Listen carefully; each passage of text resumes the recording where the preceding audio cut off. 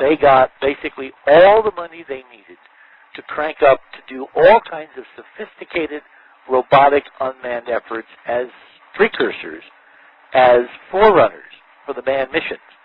And so rather than being penalized for the announcement of a habitable Mars that men and women could go and explore and find cool stuff on, JPL and the other robotic labs like Ames would benefit incredibly, enormously. They would have a windfall to end all windfalls because you're only going to send men and women when you're sure it's safe.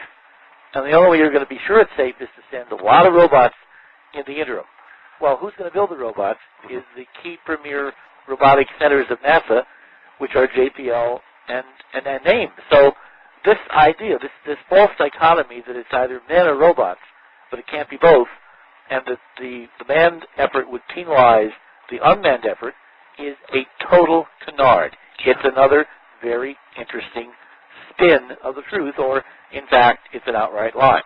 But having said that, let me get to your question here. Sure. Having said that, what would I do if I could run a string of robots? Well, obviously, you'd want to split your forces.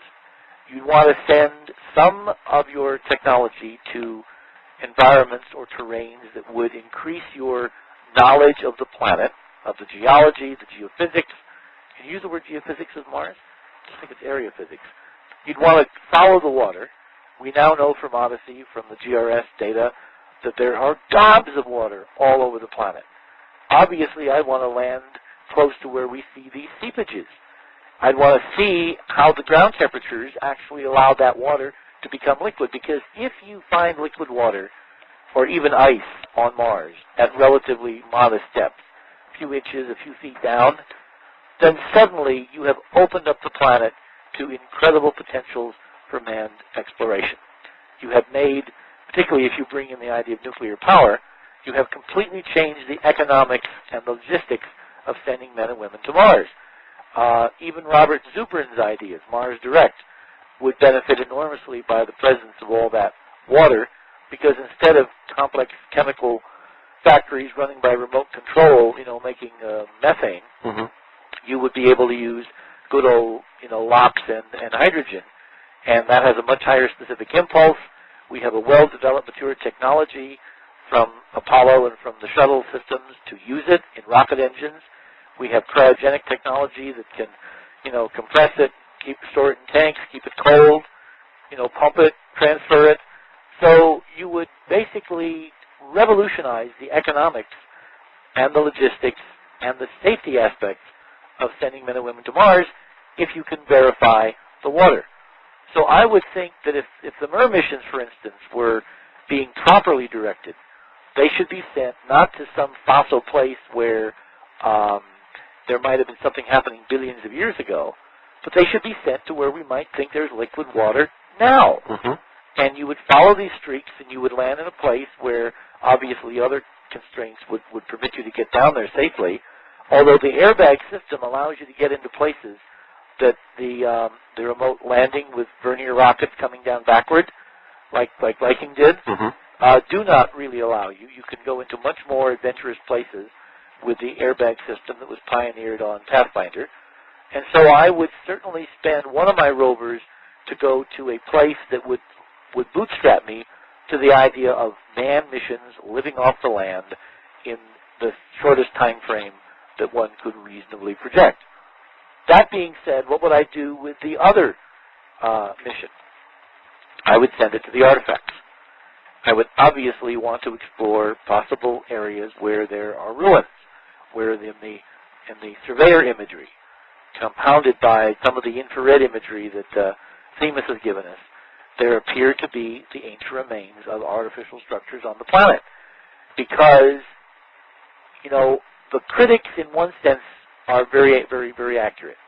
If the general public, not the policymakers, not the people in NASA, but if the general public ever got wind that there were really ruins on Mars, then NASA would have its gold card. So the objective here would be, of course, to revolutionize NASA's intent.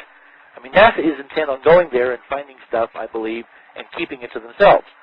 while eking out an existence by telling the rest of us that they're going to find, life conditions, water, possibility of fossils. It's always jam yesterday, jam tomorrow, but never jam today. Mm-hmm. Whereas my strategy would be to go for the water, which would allow you to send men and women to do the real archaeology and the real science and the real characterization of Mars as a planet. And the other mission I would spend, if I only had two, like in the MER missions that are going to be launched this year, I would send it to where there are artifacts. Now, what is the one place that we know is probably the safest place with artifacts to land the airbag-type mission that the MER rovers represent? Well, by golly, it turns out to be Cydonia. Because it's very flat. It's very flat, and we know where everything is, and everything you want to drive to is within the range of the 400-pound rovers that we have been told. Also, at 41 North, during the Martian summer, the lighting requirements would allow you to still get enough power so you could recharge batteries at night, and you would have a reasonable chance of meeting some of your science objectives. I mean, can you imagine being able to put some of the remote sensors up against real artifacts, characterizing wrenches and lawn furniture and God knows what is left over? I mean, when you bomb ruins on Earth, you get a lot of debris. Well, we're not looking at bombed-out ruins on Mars, we don't think, but we're certainly looking at a lot of debris and a lot of ancient stuff. Characterizing what it's made of, what it looks like, with composition, would be an extraordinary remote archaeological expedition, and it would, again, galvanize the public interest. And without the public interest, Jim, you ain't got public funding. Mm-hmm. So if I were to summarize what I've just said, which obviously is a whole program in itself, I would say that NASA should be going for the biggest bang for the buck, which is paving the way for manned missions and finding things the public cares about, not just more damn rocks. I think we're both in agreement that someday human beings will walk on the surface of Mars.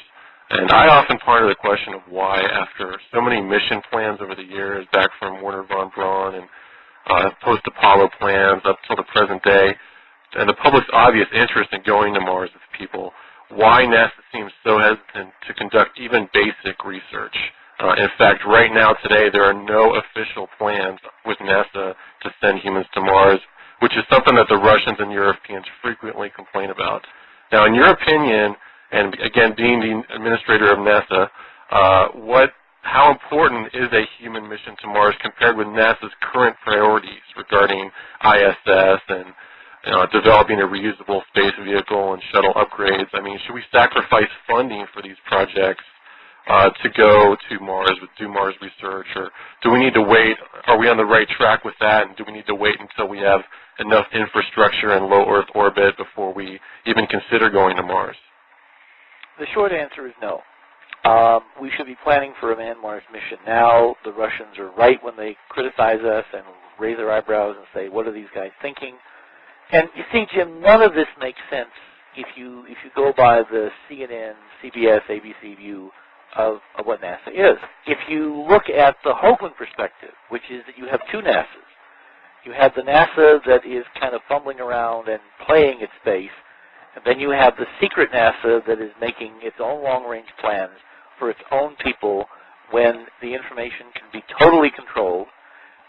It makes the inexplicable explicable. It basically resolves the apparent paradox, which is that NASA could not dare go to Mars with a manned mission until there is a policy shift, either within the agency itself or above it at the White House, which is basically going to come clean on what is there.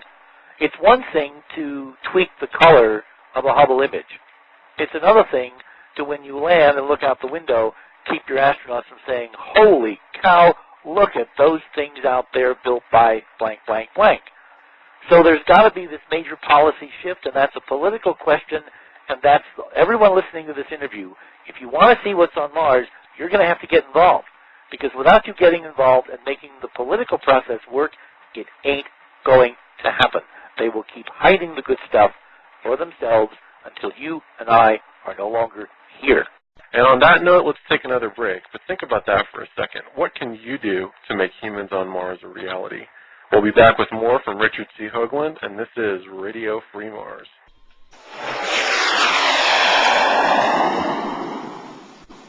Radio Free Mars. And we're back with Richard Hoagland. Now, Richard, talking about all the mission plans that are out there now, which piloted mission plan do you favor? Do you think is the best? Should we go big like Wernher von Braun wanted to do and send dozens or even hundreds of people on the first mission and establish a permanent base right then? Or should we go with something smaller like what you mentioned before, Mars Direct, which would result in a Apollo-style there and back with 4 to 6 astronauts and maybe, hopefully result in more than just planting a flag and making some footprints, but nevertheless, cost less and whatnot? Well, again, this is all predicated on public support. Mm-hmm. Without real public support, you're not going to get anything. Big missions, small missions, no missions. And that's the way NASA has been living for the last, 20 years. Constant funding, $13, $15 billion, which basically just keeps the lights on and lets you play some low-orbit games with the shuttle. And occasionally you wind up killing people because the shuttle is so primitive and you've done no advanced R&D, no investing in reliable, safe space transportation. So every time these guys and gals go up, they're taking their lives in their hands. I heard a figure from a general in terms of the Iraq conflict the other night on ABC that said something to the effect that flying the shuttle is 1 or 2 orders of magnitude more hazardous than flying an F-18 in combat. Mm-hmm. I thought that was an astonishing number because that means that every time we send a shuttle crew up, we're basically playing Russian roulette. Mm-hmm. And, last February 1, we lost. Big. Mm-hmm. Now, it's interesting to me that we're going to be getting the fleet ready to fly again before we even know what went wrong.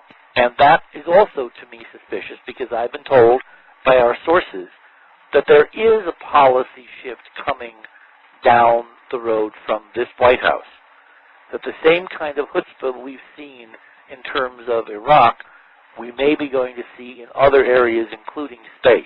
Mm. And if that's true, it means that the decks are being cleared to finally do what we should have done 20 years ago, which is follow with Apollo with a plan to go to Mars with men and women. But as I said a few moments ago, if you're going to do that, you've got to be prepared to tell the American people in the world what's really there, because there's no way you can keep it hidden forever. With that big a system and that many people going and that much stuff to find once we get to Mars, it cannot be kept a secret like Apollo. So that, of course, means that we may be on the verge of a major policy change. If that happens, it can't happen a day too long. And you think that? Long overdue. Do you think that Prometheus is kind of the first step in that direction? Unless you were prepared to do something really big, you don't need Prometheus. You don't need nuclear power. Nuclear power is what we thought we were going to have following Apollo to really explore the solar system. And nothing happened. And nothing happened because politically we've been living under a glass ceiling. It's beginning to appear as if someone is removing the ceiling. Now, why there would be this shift, why there would be this change, I frankly don't know. I could, entertain you for the next hour with speculation, but when I don't know something, I usually try to say I don't know, and given that we're dealing with these strange arcane rituals and policies that are directed for purposes that are not on the public board or not under available discussion, who knows why someone is changing their mind or how they feel that this will play into their long-term agendas. I only know what the indicators are telling us, and the indicators are telling us in several quarters that we're on the threshold of some very important change. And we all need to be prepared, if that happens, to take full advantage of it. That's, for instance, why I went on Coast a few weeks ago and pressed very hard to have a lot of people express their desire for Prometheus to the President before the State of the Union. Not because I'm so much in love with Prometheus, the way it's currently designed, but because I wanted people who feel strongly about this issue. So we ought to be doing more in space, we ought to be going you'd want to send some of your technology to environments or terrains that would increase your knowledge of the planet, of the geology, the geophysics. Can you use the word geophysics with Mars? I think it's area physics. You'd want to follow the water. We now know that men and women could go and explore and find cool stuff on. JPL and the other robotic labs like Ames would benefit incredibly, enormously. They would have a windfall to end all windfalls because you're only going to send men and women when you're sure it's safe. And the only way you're going to be sure it's safe is to send a lot of robots in the interim.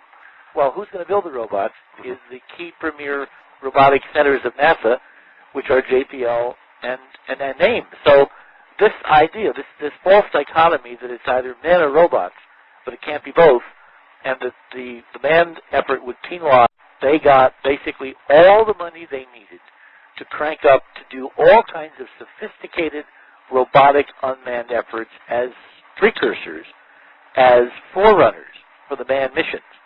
And so rather than being penalized for the announcement of a habitable Mars, the unmanned effort is a total canard.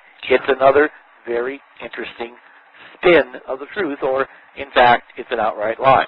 But having said that, let me get to your question here. Sure. Having said that, what would I do if I could run a string of robots? Well, obviously, you'd want to split your forces.